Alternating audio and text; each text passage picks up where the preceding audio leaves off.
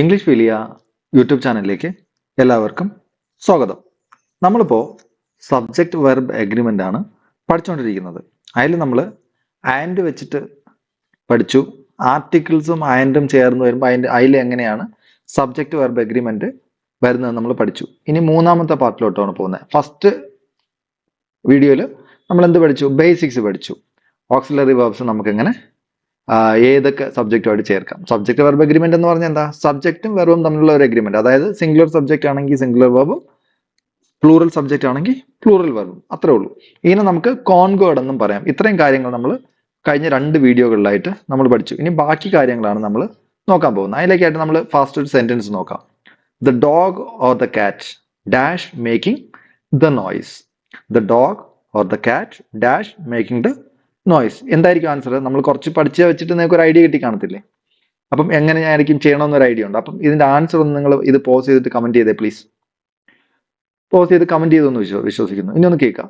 നമ്മൾ കഴിഞ്ഞ ക്ലാസ്സിൽ പഠിച്ചത് the dog and the cat എന്ന് പറഞ്ഞിരുന്നെങ്കിൽ നമ്മൾ എന്ത് ഉപയോഗിക്കണം എന്ന് പറഞ്ഞു? 2 സബ്ജക്റ്റ് വരുമ്പോൾ അതിനെ പ്ലൂറൽ ആയിട്ട് കൺസിഡർ ചെയ്യണമെന്ന് നമ്മൾ പറഞ്ഞിട്ടുണ്ടായിരുന്നു അല്ലേ? ഇതിനകത്ത് ഓറ് വരുമ്പോൾ നമ്മൾ സിംഗുലർ ആയിട്ടാണ് കൺസിഡർ ചെയ്യുക. എന്തുകൊണ്ടാ? ഡോഗ് അല്ലെങ്കിൽ പൂച്ച എന്തുണ്ടാക്കുന്നു? സൗണ്ട് ഉണ്ടാക്കുന്നു. അതും ഇതിൽ ഏതെങ്കിലും ഒന്നാണെങ്കിലും രണ്ടാമത്തെ സബ്ജക്റ്റ് വരുന്നില്ല. ഓറ് കഴിഞ്ഞിട്ട് വരുന്ന സബ്ജക്റ്റിനെ നോക്കിയിട്ട് വേണം, അതിനനുസരിച്ച് വേണം നമ്മൾ എന്ത് കൊടുക്കാൻ? ഓറ് കഴിഞ്ഞിട്ട് വരുന്ന സബ്ജക്റ്റ് എന്താണോ അതിനനുസരിച്ച് വേണം നമ്മൾ വെർബ് കൊടുക്കാൻ. അപ്പൊ നമ്മൾ ദ കാറ്റ് സിംഗുലർ അല്ലേ?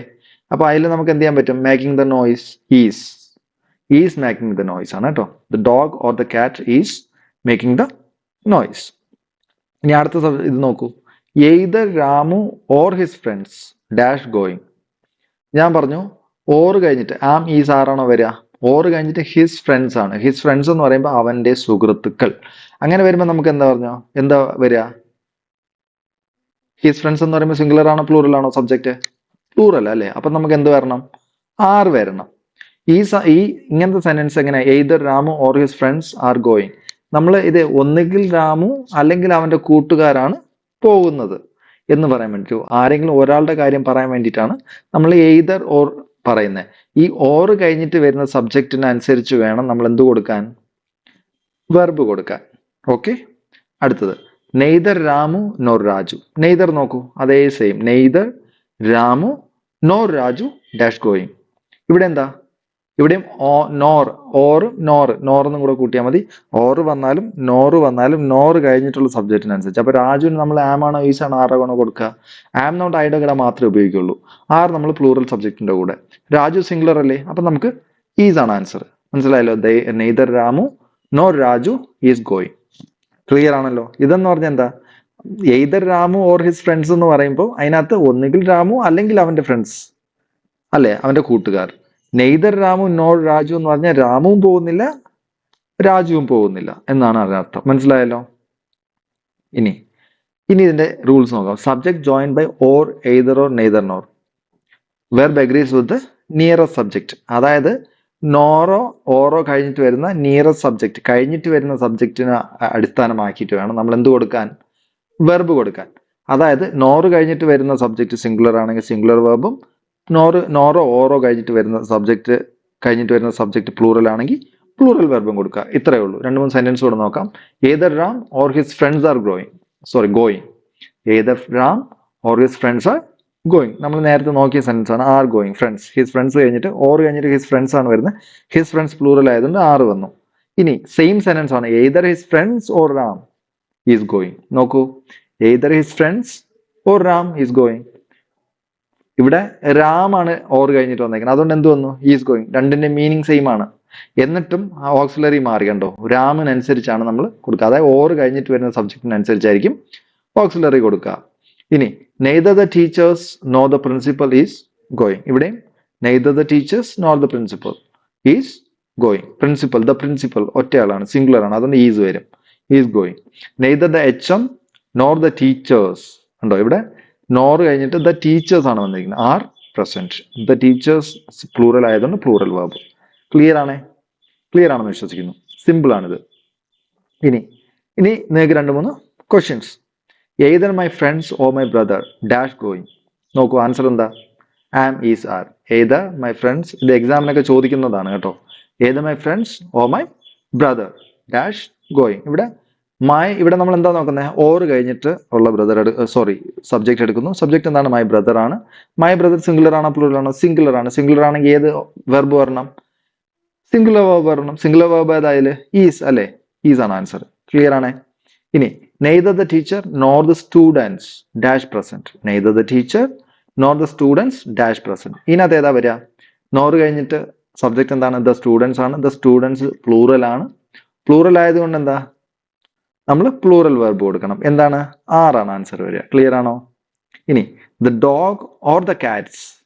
The dog or the Katz. നമ്മൾ കഴിഞ്ഞ സെന്റൻസിൽ പഠിച്ചത് the dog or the cat ആണ്. ഇവിടെ Katz.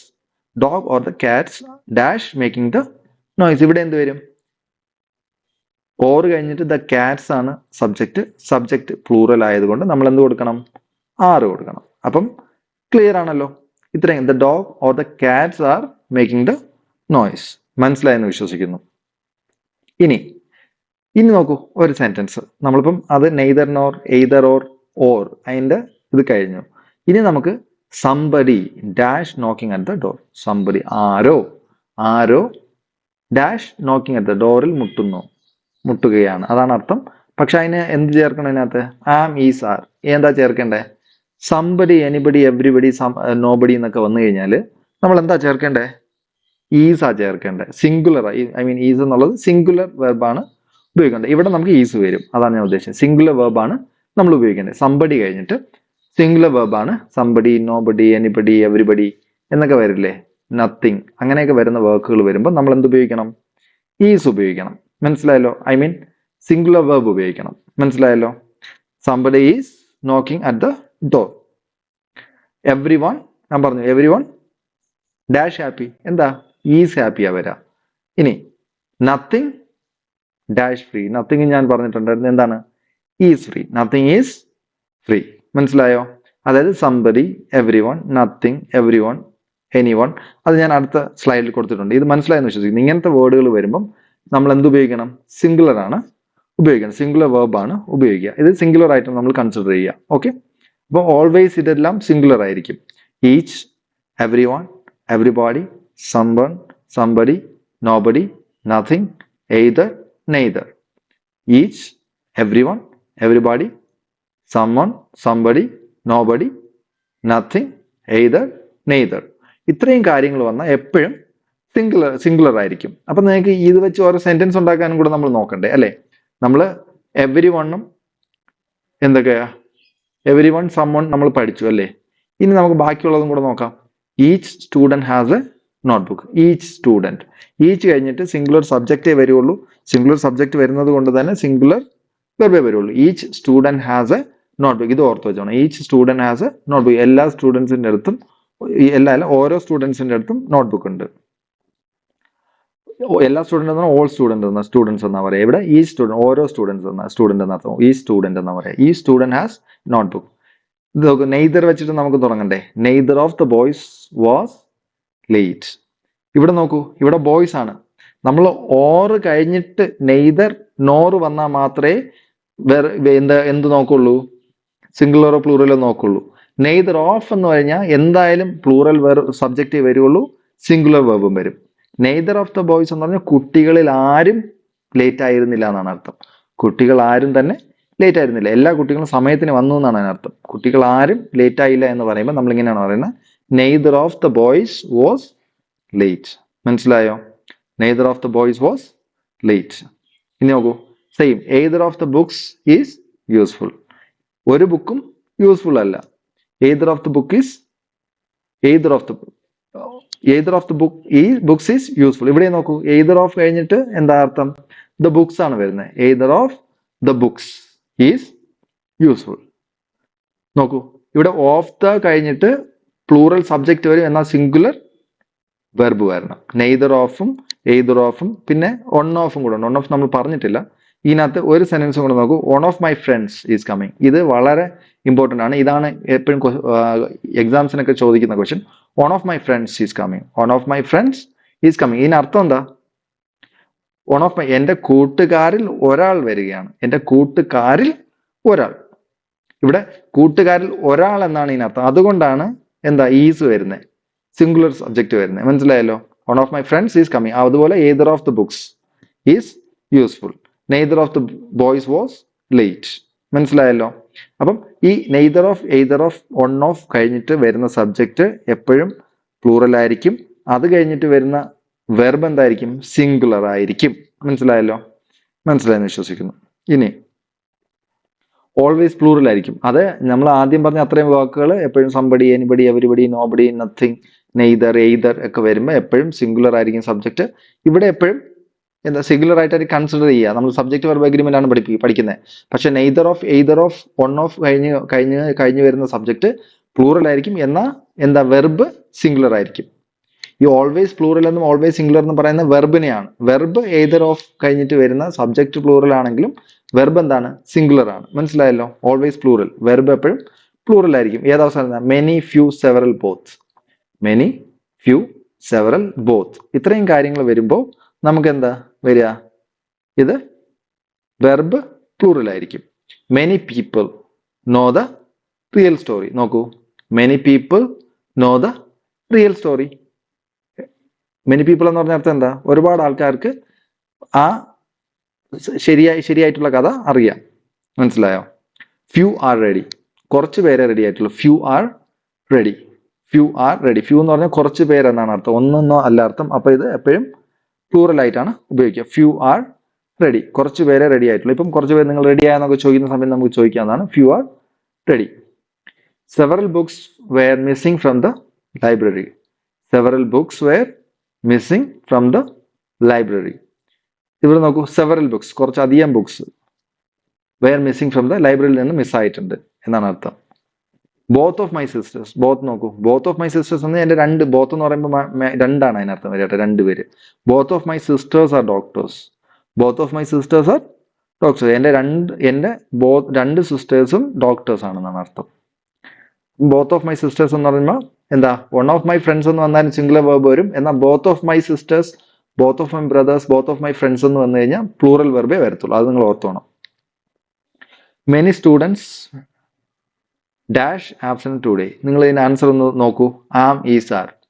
Many students. Many students കഴിഞ്ഞിട്ട് എന്തോ പറഞ്ഞു ആൻസർ? ഈസ് ആണോ വരും, ആറാണോ വരിക? Many students. മെനി സ്റ്റുഡൻസ് ആകുമ്പോൾ എപ്പോഴും പ്ലൂറൽ വെർബ് ഉപയോഗിക്കാൻ പാടുള്ളൂ. ആർ വരും. ആറാണ് answer. Few people dash the real story. Few people. Few people എന്ന് പറഞ്ഞാൽ കുറച്ച് ആൾക്കാർക്ക് എന്തറിയാൻ പറ്റും? The real story. പീപ്പിൾ എന്ന് പറഞ്ഞാൽ സിംഗുലർ ആണോ പ്ലൂറൽ ആണോ? പ്ലൂറൽ ആണ്. അപ്പൊ നമുക്ക് എന്തോന്ന് ഉപയോഗിക്കണം? നോ ആണ് ഉപയോഗിക്കുക, നോസ് ആണ് ഉപയോഗിക്കുക. The few people dash the real story. എന്താ വരിക? Know the real story. Neither of the answers dash correct. ഇതിന്റെ ആൻസർ ഒന്ന് കണ്ടുപിടിച്ചേ. Neither of the answers. Neither of the answers. Neither വന്നു കഴിഞ്ഞാൽ എന്ത് വരണം? നെയ്തർ നോർ വന്നു കഴിഞ്ഞാൽ സിംഗുലറും, സോറി, നെയ്തർ നോർ വന്നാൽ നോർ കഴിഞ്ഞിട്ട് വരുന്ന സബ്ജക്റ്റിനനുസരിച്ച് നമ്മൾ എന്ത് കൊടുക്കും? വെർബ് കൊടുക്കും. നെയ്തർ ഓഫ് വന്നു കഴിഞ്ഞാൽ സബ്ജക്റ്റ് പ്ലൂറൽ ആയിരിക്കും. Neither of the answers. നോക്കൂ, നെയ്തർ ഓഫ് ദ ആൻസേഴ്സ് എന്തായിരിക്കും? വെർബ് എന്തായിരിക്കും? സിംഗുലർ ആയിരിക്കും. ഈസ് ആണ് answer. Is correct. Neither of the answers is correct. ഒരു ആൻസറും കറക്റ്റ് ഇല്ലെന്നാണ് അർത്ഥം. മനസ്സിലായെന്ന് വിശ്വസിക്കുന്നു. അപ്പം ഇന്നത്തെ ക്ലാസ്സിൽ ഇത്രയേ ഉള്ളൂ. ഇത്രയും നേരം കേട്ടിരുന്നതിന് താങ്ക് യു വെരി മച്ച്. ഇനി നിങ്ങൾക്ക് എന്തെങ്കിലും ഇതിനകത്ത് ഡൗട്ട് ഉണ്ടെങ്കിൽ നിങ്ങൾ എന്ത് ചെയ്യുക? കമന്റ് ചെയ്യുക. കമന്റ് ചെയ്ത് കഴിഞ്ഞാൽ നമ്മളത് മാക്സിമം ക്ലാരിഫൈ ചെയ്യാൻ ശ്രമിക്കുന്നതായിരിക്കും. അപ്പം ഇത്രയും നേരം എൻ്റെ വീഡിയോ കേട്ടതിന് thank you very much. C you soon. Take care.